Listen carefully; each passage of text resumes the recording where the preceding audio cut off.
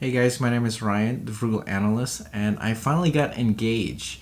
And with that, I bought an engagement ring, and this thing is really expensive. I paid around $9,000 for this ring, and uh, it's just really expensive. In this video, I'll share with you my top 3 tips about buying an engagement ring, and I'll share with you step by step on how I did it. Now, buying an engagement ring is not really my thing. I mean, as a frugal analyst, it's really hard to put a price, but this ring is not for me, it's for my fiance. And I did give her an option if she wanted to use the money for something else, but she wanted to get a nice ring, so I bought it for her. Personally, I think the diamond industry is all marketing. Bloomberg even made this video about how De Beers, one of the biggest supplier of diamond, hired a PR agency to market to Hollywood, created the slogan "Diamonds are forever," telling people that they should spend 2 months of their salary on engagement ring and all that. So it's just marketing. You know, some people call it an investment. I call this a non-revenue generating asset. But at the end of the day, this diamond ring is not for me, and I bought it. So in this video, I'll share with you guys my top 3 tips, the frugal analyst way on how to purchase an engagement ring, and I'll also explain what I did step by step to buy this ring. So starting with my top 3 tips, the first tip is buy it where there is no sales tax. Googling this, I can see certain states that doesn't have any sales tax, such as Delaware, Montana, Oregon, New Hampshire, Alaska, or you could buy it from an online vendor that doesn't charge sales tax for your state. Now, I personally bought my engagement ring in Blue Nile, and they don't charge sales tax for my state, so it worked out for me. Now, the advantage of going to a store, of course, you can see the ring, you can see the setting and the diamond. When you buy online, you can't do that, but there's usually a pretty good return policy. So you could buy it, and then if you really don't like it, you can return the ring. So tip number 2, see if you can get an indirect discount. Now, it's really hard to get discount on diamonds, or actually, I don't think they exist. I think in this business, there isn't that much returning customer.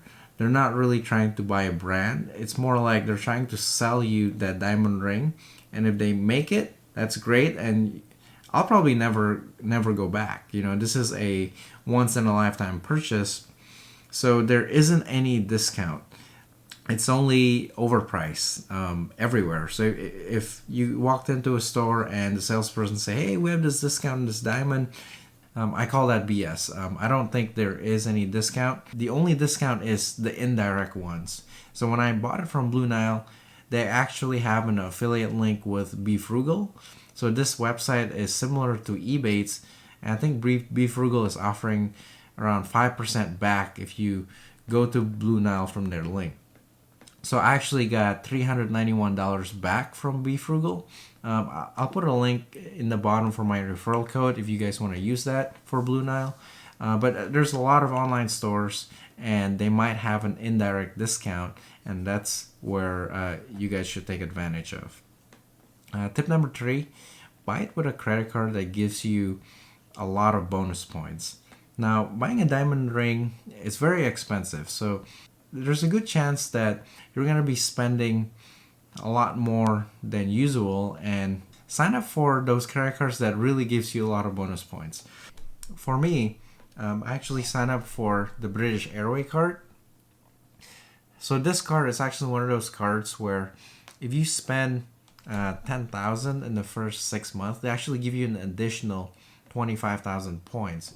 So total, this card gave me 75,000 bonus points, and it'll actually give me 3 round trips to Hawaii.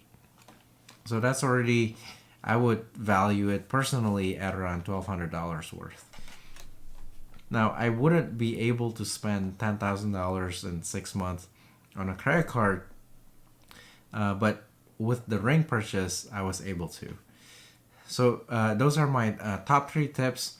Again, tip number 1, no sales tax. Tip number 2, get an indirect discount such as an affiliate program.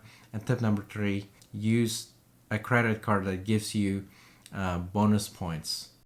Now I'll talk about my step-by-step from doing the research to buying an engagement ring. So the first thing I did was to go to my local mall and check out a bunch of engagement ring stores. The first one I went to is Tiffany because, well, they're the most well-known. And I get to see the Tiffany setting, which I think is one of the most beautiful setting out there. I also learned about the ring size, the diamond grading, how big is a carat, the setting materials, and so forth. Now, the setting is really important. I wish I can get the Tiffany setting, but it is patented and expensive, so I can't really afford it, but you should definitely see it in person. My setting that I got is, it has this cathedral, and the way the setting grips the diamond, it's similar to a flower. I don't know if you could see it in this video. I might just put a picture down. The diamond is also very important, and in the diamond, it's all about who graded the diamonds, what are the graded values, like the 4 C's. I'm not going to go over that in this video. And where are the flaws in the diamond? So I personally stick with the GIA grading just because they're the most well-known. But that doesn't mean that the other graders are bad. Now that you learn about the diamond, maybe understand a little bit about what you like, next is choosing where you want to buy your diamond. There are so many choices. I ultimately chose Blue Nile because my friends and family have bought from them, and it met my top 3 criteria, which is they don't charge sales tax for my state, there's a 5% Be Frugal referral credit, and I actually got $391 back from it, and I could buy it with a credit card. After you choose a store, the next thing is to really choose the diamond and the setting. Now, it took me around 2 weeks to choose the diamond. Each one is different, so I have to get familiarized with the pricing based on the grades and look at each individual certificate to determine where the flaws are in the diamond. I like my flaws to be in the sides because that's where the setting can cover it up. So, like the claws of my setting where it's grabbing the diamond, they can actually cover a little bit of flaws in the side. Choosing the setting wise, it is all a personal preference. The only thing I would say that it matters, and it's really going to shape how the ring looks.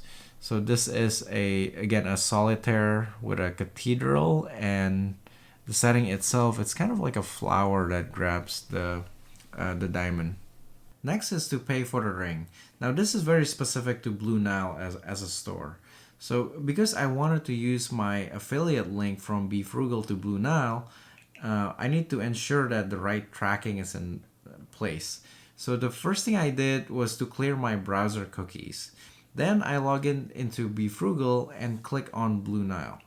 Then I select the ring that I researched and the setting to buy.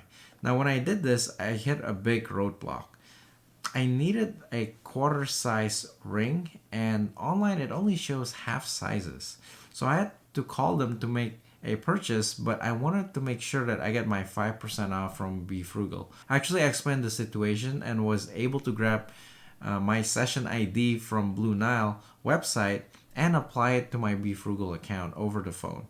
At the end of the day, I did confirm that I got my $391 back from Be Frugal, and I used my British Airways card to get my bonus points. Blue Nile allows you to pay with up to 3 credit cards, but at the time, I only have 1 credit card that I could sign up for. Basically maxed out in my credit card signups.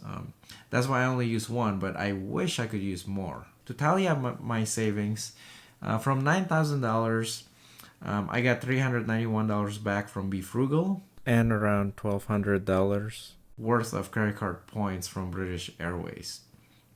And there's no sales tax. So it seems like I save around $1,600 or 17%, not including the sales tax. So that's not bad. At the end of the day, it's still a very expensive purchase, but at least I got a little bit of a break. Now, if this is all too confusing, I got a side tip for you.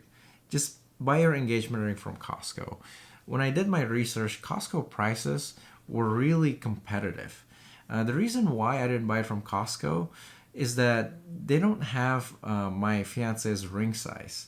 But if they have your size, hey, that could really solve all these headache. It's really a pain to research all this stuff about diamonds and making sure that you're getting a good deal, while Costco will give you a fair price. So that's it for this video. Comment if you find this helpful and subscribe for more Frugal videos. I'll see you next time.